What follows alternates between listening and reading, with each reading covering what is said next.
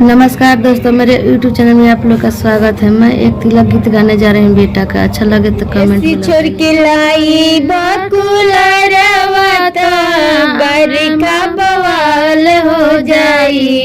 ऐसी छोड़ के लाई बकुला रवाता बरखा बवाल हो जाई। साले आइल बारा हमारा अंगनावा अंगनावा में मार हो जाई।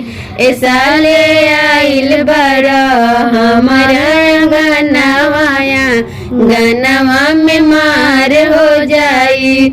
ले ले बारा रिक्शरवा तिलक चढ़ावे के भैया के हमारा तू दूल्हा बनावे के।